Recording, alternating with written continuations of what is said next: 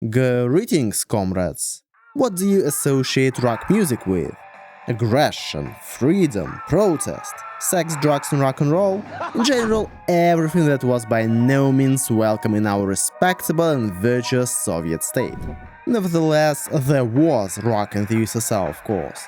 First on records smuggled in from the distant west, then first semi-legal bands appeared, and towards the end of the life of the USSR, rock idols like Viktor Tsoi and his Kino sold out entire stadiums. Is it a coincidence that the rise of Soviet rock music was at the same time as the decline of the Soviet state itself? Is there a direct connection? What did the first rock bands of the USSR look like? Were they anything like Western artists? What was absolutely forbidden and what was allowed to Soviet rock musicians? And finally, was it really the KGB and its head Yuri Andropov who almost personally organized the entire rock scene of the country? Был один парень, и он, как я. A small digression, I would still like to separate the concepts of Soviet rock bands and Russian rock, although certainly most of the representatives of Russian rock are bands that came from the Soviet era. Russian rock of the 20th century is often considered as a uniform cultural movement, which has some common musical, aesthetic and ideological features. And the era of the heyday of this rock is definitely the time of Perestroika, largely due to the weakening of censorship in the country. But still, if we talk about Russian rock as a phenomenon, we should pay attention to its distinctive sound, unique ideology and greater emphasis on the meaning of the lyrics. In fact, many Russian rock bands are just one poet-songwriter and musicians accompanying him. But today's video is not about music really. It's not about the music, okay? Let's first talk about history. How did this destructive Western rock culture infiltrate the country safely concealed by the Iron Curtain?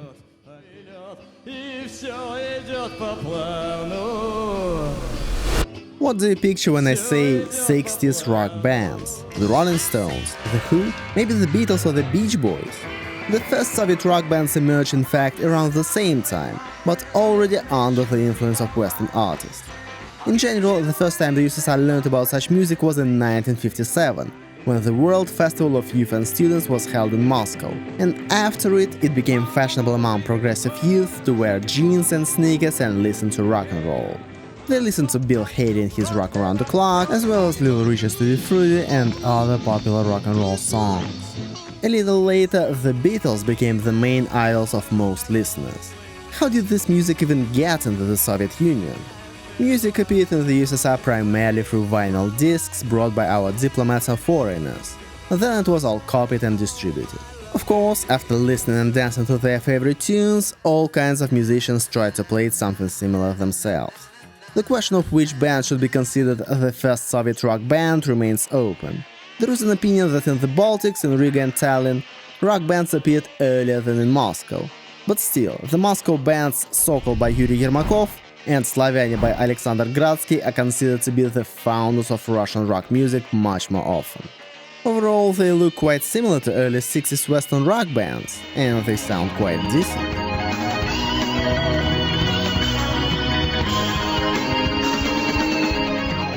First Soviet rock bands played mostly covers of Western hits, and music experts will correct me by saying that they can't qualify as full-fledged rock musicians, rather they belong to the genre of beat music. And they would be right, that's what they were called back then, beat bands. They performed exclusively at dance parties and in street cafes.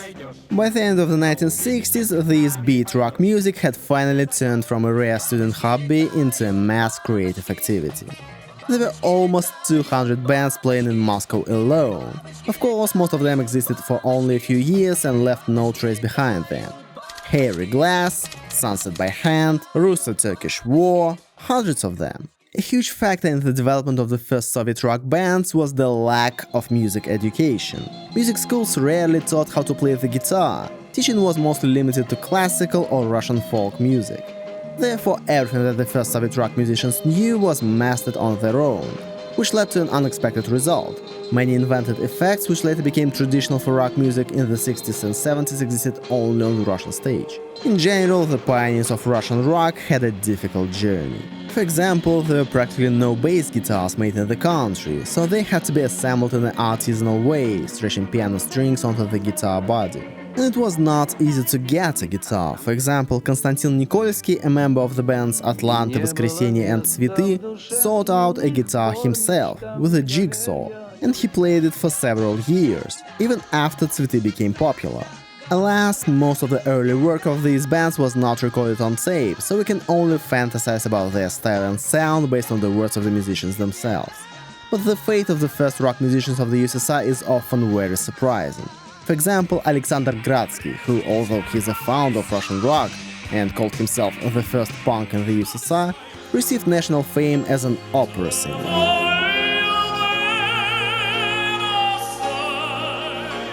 The oldest Russian Soviet rock band that has survived to our time is Mashina Vremeni, which was formed in 1969, when its members were in the 8th or 9th grade, and has existed for more than 50 years.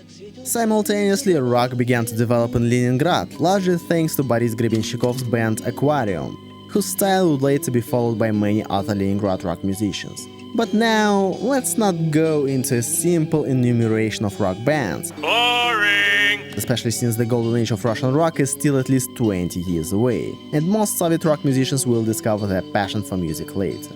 For now, we're interested in something else. How did the authorities feel about this new wave in music? So, by the early 1970s, there was no rock music in the USSR. Well, that's what the party stated. At the same time, about every school had its own rock band from high school students. And in Armenia, for example, an unofficial Yerevan rock festival was held annually from 1968 to 1972, bringing together popular rock bands of the time. But the official authorities tried to ignore it. If I ignore it, maybe it'll go away. To be more precise, they tried to curb the wave. The thing is that in those days there were basically two Soviet rock scenes.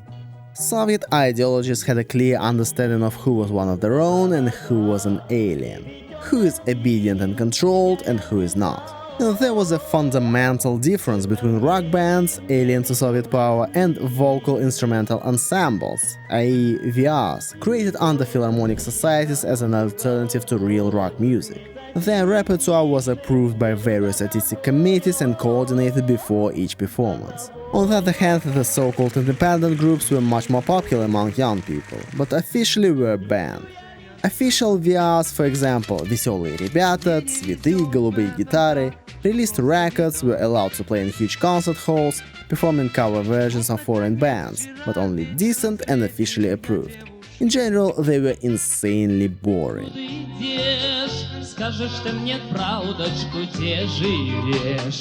Real rock bands were created on the streets by simple guys who loved rock music and did not necessarily have a musical education.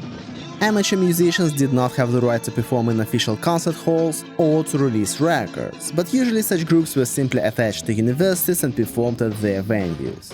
For example, one of the most popular venues for rock concerts in Moscow in the 70s was the Moscow Power Engineering Institute's Energetic Culture Center, and in Leningrad kvartirniki became widespread. Kvartirniki are acoustic concerts for a narrow circle of fans and colleagues which took place right in the apartments of some of the musicians or their friends. By the way, there were also groups that lived a double life, for example, the same Цветы. During the day they were an obedient VR, performing ideologically correct music, and in the evenings they wrote and played for themselves, anything they wanted. However, they were not able to live this double life for too long. Their philharmonic just threw them out and took the name of the group. And then the name Цветы was banned by the Ministry of Culture as hippie propaganda. But it is naive to think that these real rock bands did without the close attention of the authorities. New stars appeared constantly, but sooner or later the censorship train ran over all of them. They either broke up or were banned by the authorities or accepted rules of the game alien to their spirit and joined the Soviet mainstream. Yes, it was possible to be officially forbidden and continue to live in the format of the same kvartirniki, but we should not forget that even if you were not under the control of the Ministry of Culture, there was one more agency which was impossible not to obey, and its name was KGB. And practically every rock band interacted with them in one way or another. For example, the same Mashina Vremeni is actually the only legendary rock band that survived the period from the late 60s to the early 80s without any major shocks. But in his interviews, the band's leader Andrei Makarevich repeatedly said that the band's contacts with the KGB in one form or another did take place. In 1979, one of our curators, many thanks to him by the way, helped us get a job in the theater. We became a musical ensemble of the theater, that is, we turned into professional artists. It solved a lot of problems. Again, in no way do I condemn it, these were the realities of life. Such is life. But it is obvious that the secret services knew very well about the situation with rock music in the country and about what kind of power this movement could become. Then suddenly, in 1981, after a decade of total bans, there was a revolutionary breakthrough in this situation. The USSR authorities allowed the first Leningrad rock club to be created. In other words, rock bands received the official status of musicians with all the privileges and opportunities to perform legally and regularly. Taking into account the fact that General Secretary of the USSR Leonid Brezhnev was already at a very advanced age, he had about a year to live, such a decision, ideologically undoubtedly very important for the country, could not have been made without the participation of the head of the KGB, Yuri Andropov. Andropov himself often adhered to the old world principle, if you can't beat them, join them, or lead them. Thus, the legalization of rock music and its admission to the mass culture was an attempt by the KGB to control and guide in the right direction a significant part of the protesting youth underground. There are mentions of this in the declassified archives of the KGB. For example, the article "Some Issues of Preventing Negative Processes Carried Out by Soviet Counterintelligence in the Sphere of Combating Ideological Sabotage of the Enemy", which was written by KGB Major V.G. Veselov. One of the ideas shared by Veselov is the effectiveness of transferring unofficially emerging groups onto an official basis, directing the negative process in a politically favorable direction. As examples of such projects, the KGB mentions two Leningrad creative associations, the literally Club 81 and a rock club. Veselov states in the article that the committee promoted its agents who had influence in creative circles to the positions of club leaders. It also states the purpose of all of this. It is necessary to achieve the complete withdrawal of the participants of negative processes from their antisocial activities, and to direct their consciousness and creative energy to the solution of the problems of building communism. The role of the KGB in the organization of the Leningrad Rock Club was explicitly announced by the same Boris Grebenshchikov. Naturally, in the days of the Rock Club, we were well aware that the KGB was behind it all. Each band of the Leningrad Rock Club also had KGB curators. They didn't cause too much troubles for the musicians, though. Sometimes Leningrad KGB officers could come to a concert of Mike Naumenko, for example, and simply warn him. "We know that you are performing in Moscow on Saturday, we saw the posters. You should not go there, you will be detained by the locals." Then the same Naumenko would take his guitar and go see his friends in Moscow on weekend, find some local musicians, everyone knew each other, and perform at someone's apartment or even in some basement. This way his curators would be satisfied that the Zapar group didn't formally perform in Moscow and Mike just came to visit his friends. The fact that he was still playing the same Zapar songs with other musicians was of no concern to anyone, neither the Leningrad nor the Moscow authorities. But such a controlled idyll also came to an end. It's February 1984. Andropov is dead, Chernenko is in power. He reads out a report on topical issues of the ideological and mass political work of the party. After that, at a closed meeting at the Ministry of Culture, the following statement was made. At present, there are about 30,000 professional and non-professional ensembles in the Soviet Union. It's our duty to reduce this number to zero. In the book Rock Music in the USSR, published in 1989, there is such a phrase: "For a year and a half in Moscow, there was not a single rock concert." And this is very close to the truth. After the replacement of the General Secretary, the authorities decided to completely change their methods of struggle against free thinking. And if it hadn't been for Gorbachev, they would probably have finally managed to suffocate all rock musicians indiscriminately, both those loyal to the authorities and those not so loyal.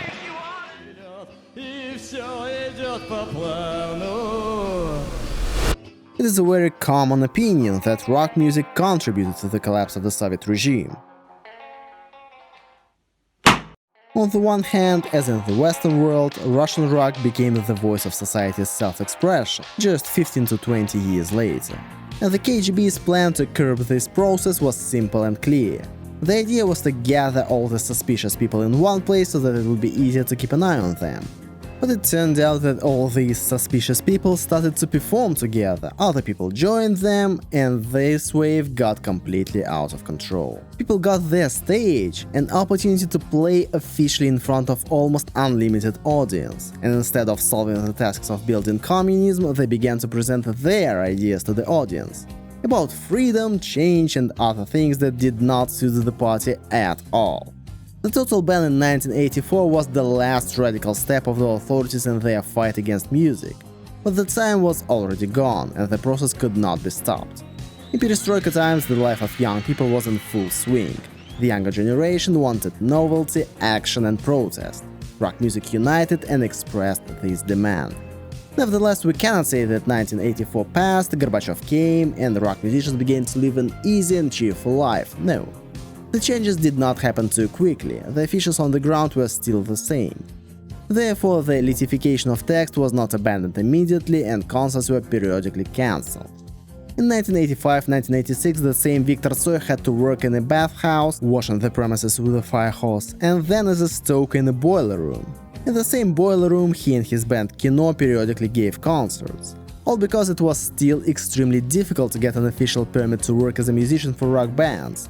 And in order not to fall under the article on social parasitism, musicians had to find proper official jobs, as stokers for example. But still there was progress. The fourth festival of the Leningrad Rock Club took place in the Palace of Culture Nevsky and the fifth one in the Leningrad Palace of Youth, the largest venue of the northern capital.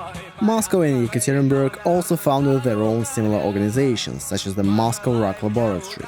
But more importantly, the first major rock festivals were held around the country. For example, the charity festival Account 904 in support of the victims and liquidators of the Chernobyl disaster. Interestingly, the event was directly authorized by one of the leaders of the CPSU Central Committee, bypassing all approvals of programs and lyrics.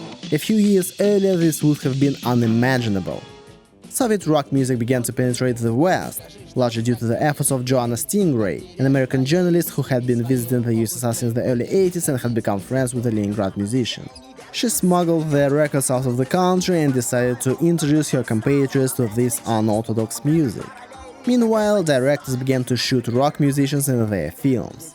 Konstantin Kinchev played in The Burglar, Grebechnikov, Tsoi and many others in Assa, and then came out The Needle with Viktor Tsoi in the lead role.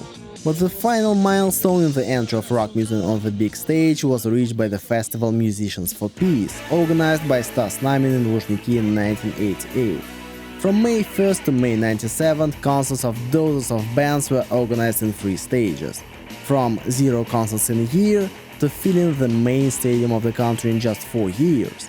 A year later, in the same Luzhniki, Namin gathered not only domestic artists but also Ozzy Osbourne, Scorpions, Bon Jovi, Motley Crue and other stars of the world rock scene. And then there was Monsters of Rock in 1991, which drew 1.3 million people, all symbolizing a new era. Rock music completely took over the country, and in just a couple of years the country fell apart. Coincidence? I think not! I think yes, or rather a misinterpretation of cause and effect. It was not the country that collapsed because rock music was allowed, but rock music was allowed because the country was already collapsing and even the all-powerful KGB could not patch all the cracks in the ideological canvas. You can argue with me by saying that most rock musicians during the Perestroika years were in favor of breaking up the USSR and clearly promoted it in their lyrics. For example, the song Перемен, Change by the band Kino, We Are Waiting for Change, the perfect anthem for Perestroika, for revolution. But in fact, Viktor Tsoi admitted that he was talking about changes within himself, and at the time of writing the song he wasn't even thinking about politics. Rock became a symbol of change, but certainly not the cause of it, and definitely not the main factor in the collapse of the Soviet Union. On the scale of its influence, Soviet rock is comparable to the impact of rock music on the end of the Vietnam War. Did Woodstock 69 help end it? 50 years later, it seems to many people that yes, but in fact the mass public outcry was only one of dozens of reasons, just like with the collapse of the USSR.